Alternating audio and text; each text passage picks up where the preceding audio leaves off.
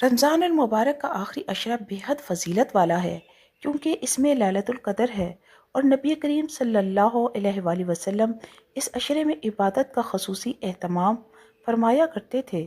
ام المومنین حضرت عائشہ رضی اللہ تعالیٰ فرماتی ہیں، جب رمضان کا آخری عشرہ آتا تو نبی کریم صلی اللہ علیہ وآلہ وسلم شب بیداری کرتے، اپنے گھر والوں کو بھی جگاتے اور عبادت میں پوری کوشش فرماتے۔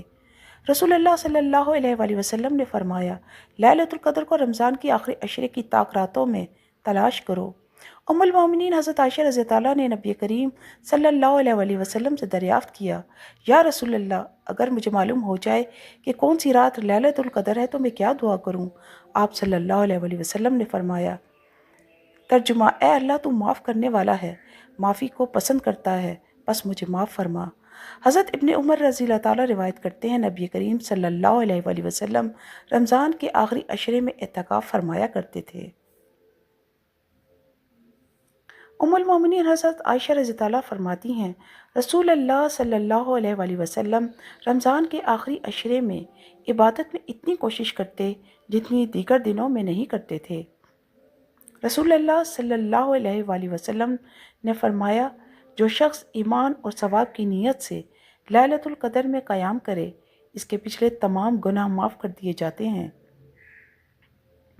اللہ تعالیٰ نے قرآن میں فرمایا، ترجمہ: لیلۃ القدر 1000 مہینوں سے بہتر ہے۔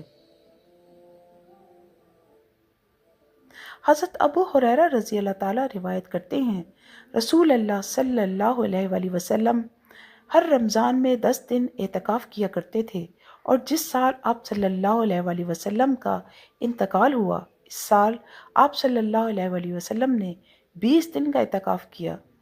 حضرت ابن عباس رضی اللہ تعالیٰ فرماتے ہیں، نبی کریم صلی اللہ علیہ وآلہ وسلم ہر سال رمضان میں حضرت جبرائیل علیہ السلام کے ساتھ قرآن کا دورہ کرتے تھے، اور جس سال آپ صلی اللہ علیہ وآلہ وسلم کا وصال ہوا، اس سال آپ نے 2 مرتبہ دورہ قرآن کیا۔ رسول اللہ صلی اللہ علیہ وآلہ وسلم نے فرمایا، لیلۃ القدر ایک پرسکون رات ہوتی ہے، نہ زیادہ گرم اور نہ زیادہ سرد، اور اس دن سورج بغیر کرنوں کے طلوع ہوتا ہے۔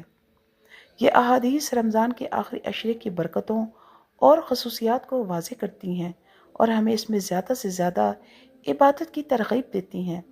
اللہ ہمیں توفیق عطا فرمائے، آمین۔